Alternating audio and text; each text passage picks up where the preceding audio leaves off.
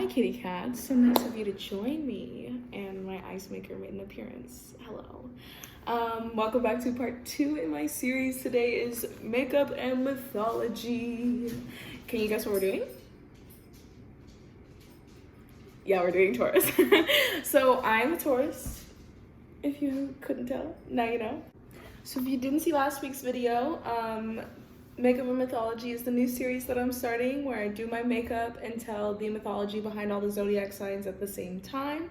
So yes, it is a 12-part series and we're on part 2. So if you like makeup, if you like mythology or astrology, be sure to, I'm vibing with my hair today. Be sure to stick around and stay to the end and you might learn a thing or two. Today's episode is going into the Zodiac sign Taurus. Keep in mind all myths have different versions and variations.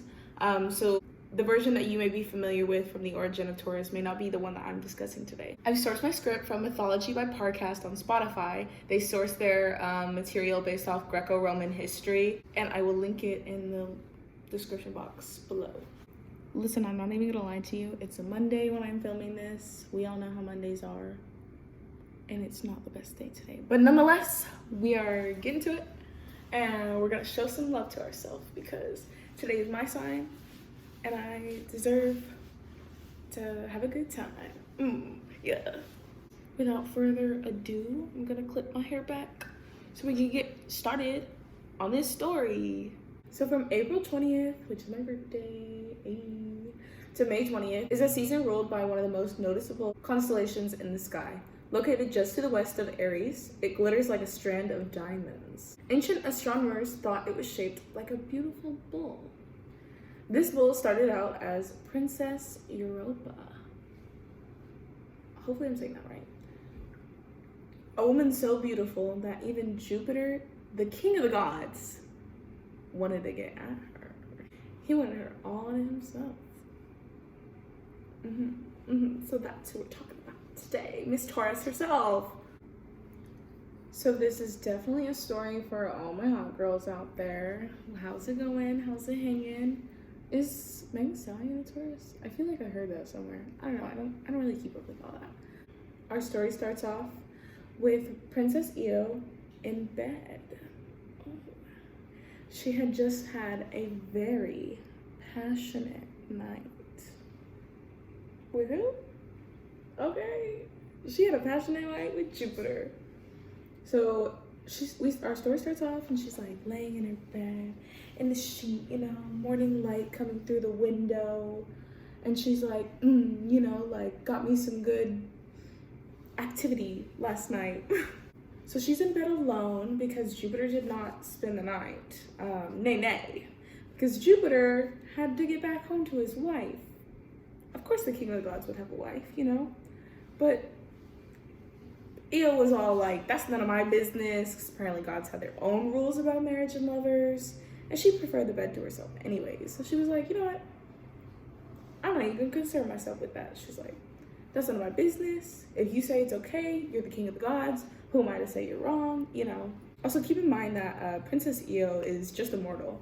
So she fully just slept with a god, and she's just a mortal, and like, that's why she's laying in bed like,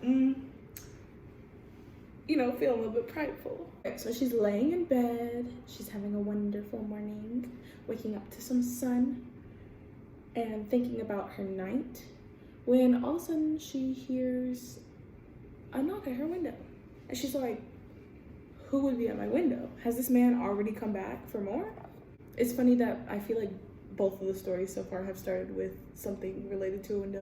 I swear, if a ram comes flying through this window again, hey, shout out to last week's video. So Miss Io wraps herself in her bed sheet and she goes to check her window. Who is it at her window? None other than Jupiter. Jupiter is at her window once again, except for he's incredibly frantic. And he's like, he tells her about how his wife Juno found out about the two of them and is not pleased. I mean, why would she be? That's her husband. He was like trying to play it smooth, like, oh yeah, like gods have their own rules about marriage and like it's okay, like it's not cheating. Sounds pretty slimy to me. Jupiter tells Io that she needs to come with him so that he can hide her. And he's very insistent on this. But Io is not feeling that. She's like, hey, I had a date planned for myself. You know, she's gonna get that good breakfast in after her night. She's gonna take a swim in the ocean. She's gonna refresh herself, make herself feel good. So she's like, I don't wanna go with you. Like, you're gonna interrupt my plans for the day. I don't know about that. Plus, she feels like it's his problem anyways. Like, that's your wife, and you chose to do that. This is your, you know, you made your bed, sleep in it. Jupiter is like, Juno is literally gonna be here any minute. Like, if you don't come with me, you're dead. Like, who knows what her wrath is going to do to you. But he tells her, like, we're gonna do something more than just hiding you. Like, hiding you isn't drastic enough to hide you from a god. Like, just like, ooh, hide and seek. Like, no, she's gonna find you. So he brings up that he could transform Io, like, into something that Juno would never expect, like something that doesn't look like herself, like, you know, like a type of animal or something, if you know where this is going. But Io is not down. She's like, no, I shouldn't have to compromise for you. This is not even my problem in the first place. But Jupiter, nope. He pulls her out of the room, bed sheet and all. Like, she's literally just in bed sheet. He pulls her out of the room and tells her it's not, like, up to debate, essentially. And that, like, he just wants to keep her safe because Juno's wrath would be unspeakable if she were to find her. But Jupiter's just like, hide the evidence, basically. It's not really stated, but I'm assuming that since Io is a princess, she lives in a palace. So it tells how after he pulls her out the freaking window, bed sheet and all, they're walking through the gardens, and Io kind of, you know, she's like, kind of considering. She's like, I mean, nature's super nice. I have a deep appreciation for nature, and I feel like it'd be so beautiful to frolic around in the sun as an animal, you know, a creature of nature. So perhaps she was warming up to the idea. But she was only going to do it on her terms because, you know, I mean, I wouldn't expect any less. Maybe that's because I'm a Taurus, so I can kind of relate to her. I'm like, yeah, you do that, girl. So she communicates this to Jupiter. She's like, you know, of all things, I think I prefer to be a cow, but not just any cow, a beautiful white, pure cow. You know, she's the most beautiful woman. She's a sought after beautiful woman. And she wants to hold on to that beauty. You know, she's a material girl. No, just kidding. However, she does not want to be a cow for long. She's like, you need to fix, I will do this, you know, I will compromise for you, but you need to fix this in the meantime. Like, I don't want to be a cow forever. You can't just cover up this problem. You need to fix it. Figure it out. You know, it's not her fault that he cheated. I don't know why she got with him anyways if he was cheating. But I think he kind of manipulated her. Like, I think it was a situation where it was like, oh, no, baby, like, it's okay. Like, gods are different. It's not cheating. I don't know. I'm just guessing. She has a right to get back to her life and whatnot. So Jupiter says that he'll fix all of it in the meantime. You know, he's like, I promise you that. Like, so he's gonna fix all of it. And he agrees that a cow would be such a perfect disguise in the meantime, since Juno would be looking for a princess, you know. Jupiter begins to cast the spell to transform her. So he strokes her golden hair, beginning the transformation. And it says that she felt her entire body began to ache. Every muscle was being strained. Like, she was like maxing out at the gym. Like, that's the max, that's the max. Every muscle, the pain peaked. And she felt like her limbs were being ripped from her. Like, what a terrible walk of shame, you know? Like, and then all of a sudden, it was over. And suddenly, when she opened her eyes, she saw the entire world at a different angle. It was like, you know, like, imagine waking up in somebody else's shoes and you see the world from behind a different set of eyes. She was no longer human. She had now been transformed into a cow. Almost immediately after, a strange wind blows in. It formed a column, and through the wind, like, you know, kind of like it formed a column, giving tornado vibes. And through the column, you could see a tall, beautiful, statuesque figure start to appear. It was Juno. her face was masked with anger, just horrible anger, but beneath that anger was pain. I mean, can you imagine your husband cheating on you? And it's like, he essentially cheated with the baddest bitch on earth. Like, she was known to be the most beautiful, and it's like, you couldn't just keep her in your pants? I know, I would be mad if I was Juno. Io felt Juno's eyes on her, even though she was a cow.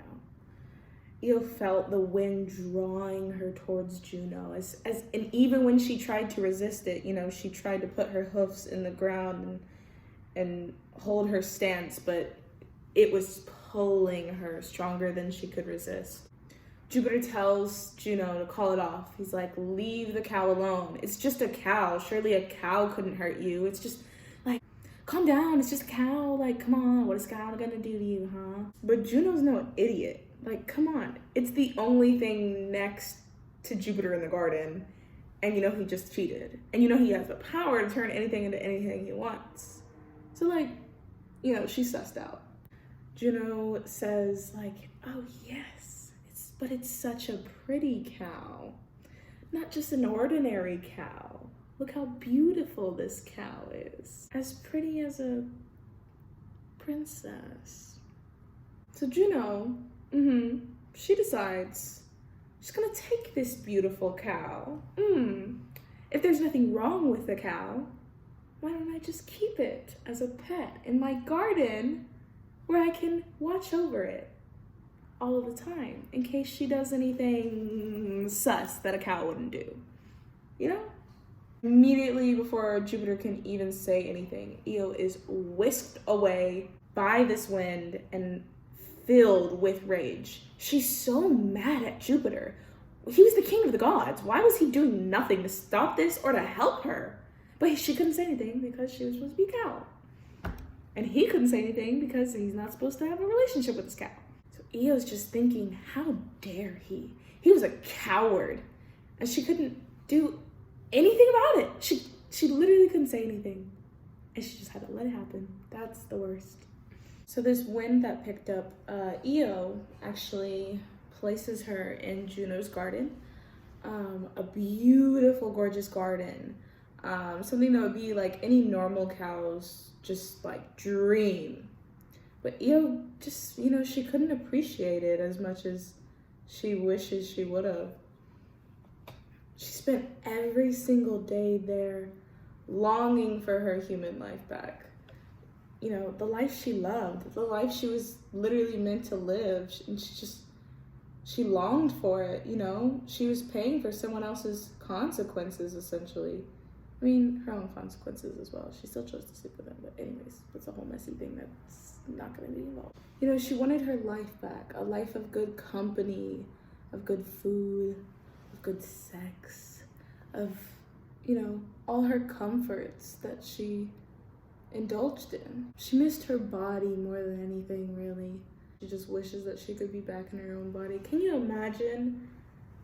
Like, I've never appreciated my body for just allowing it to be my vessel and not me having to not deal with any other vessel. But like, can you imagine like not being able to be in your own body for so long? I can't even.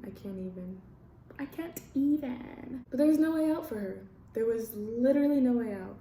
She was on Mount Olympus, and it was guarded by watchful monsters at all times. She had no other choice but to wait for Jupiter and hope that one day he might come for her. And she waited for days and days and days and days. Just when Io started to give up hope, Jupiter returned in the dark of night. At last, after so long, Jupiter has finally returned. Oh, but Io? She's pissed. She's pissed. She's like, you left me here helpless. And Jupiter's like, oh, but you're so beautiful, baby. Look how beautiful you are as a cow. He talks to her about how, like, beautiful her eyes are, and she's, like, the most beautiful cow there ever was, and her long white lashes, and her big, beautiful eyes are bigger than they ever were before. Io's not having it, and she demands to be released. She's like, get me out of here. I'm done with your charade. I'm done covering up for you. But Jupiter explains to her that even though he was able to arrive unnoticed, this doesn't exactly mean that she's saved. And that it's not exactly over yet. See, even though he was able to get there under the radar, there's no chance that the two of them could get out of the garden together, especially her in her human form, and without being seen. There's just no way. It's not possible. See, apparently Jupiter had concocted this plan for them. It was like, don't give up your hope yet, nay. Jupiter had figured out a plan and a way for Io to get out, but not home. Not home, but up. You see, Jupiter was offering to make Io into a constellation. Io does not really know how to feel about this. You know, she's been looking forward all her days to just be home, to just be back in her own body. She wants to continue her human life. You know, she's young. To be honest, the rage in Io filled her heart like venom. And Jupiter looked at her like he was helpless. But he was serious. This is the only way that he saw that he could fulfill his promise to her and get her out of this garden. So Io ends up looking towards the stars for, you know, a little bit of guidance, I can imagine. You know, she starts to reconsider. She starts to think, what would it be like to be a constellation? A constellation was to be eternal. It was to be the best of nature. And perhaps being a constellation might even be an upgrade for her, you know? Might be a higher being than her human body would be. Perhaps she could be even more beautiful as a constellation. And so she starts to consider a deal. You know, she doesn't want to give up the passions a human life has to offer. She's still young and she still had a lot to look forward to. Jupiter helps her through this, and he tells her that, you know, perhaps she could help watch over the humans and rule their passions and help them with that instead of having that for herself, but rather helping others. You know, he tells her, he's like, you were such a sensible woman and you really knew how to appreciate like pleasure like no one else. And perhaps you could help the humans with this. You could show it to humans from the heavens. You know, Io really enjoyed having the feeling of power, and especially having power over the man that put her in this situation. But she wasn't gonna agree to this unless it was on her own terms. She had a few conditions.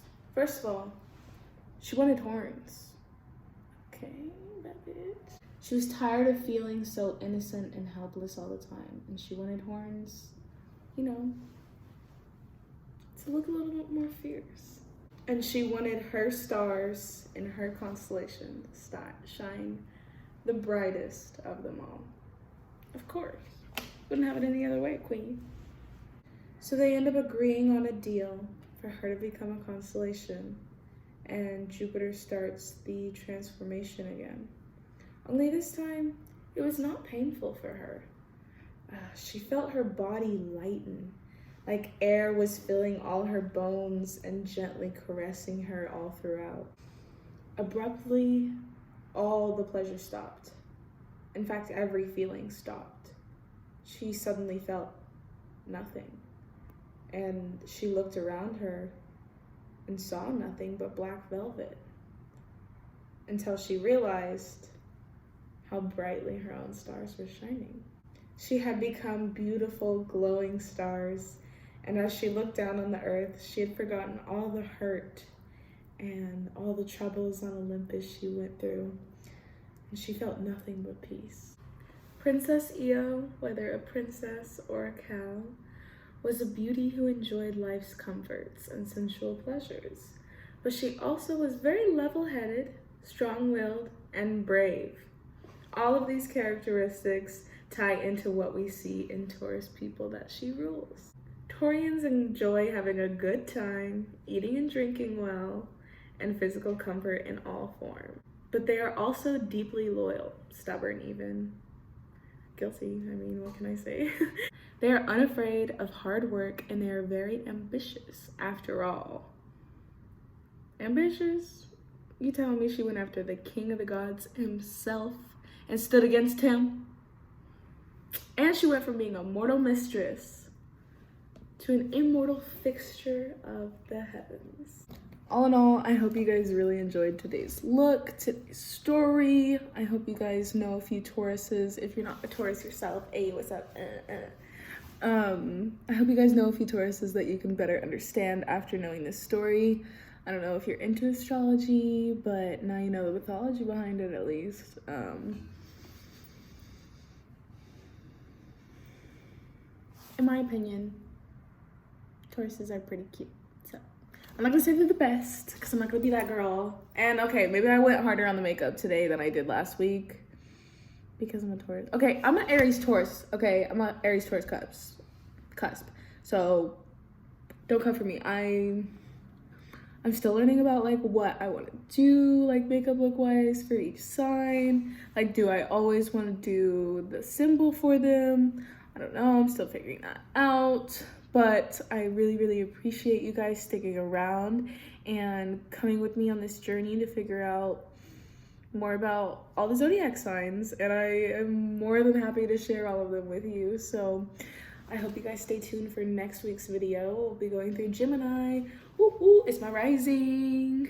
And I have a person that I care about deeply that's a Gemini. So we love Geminis in this house, even though they're a little complex.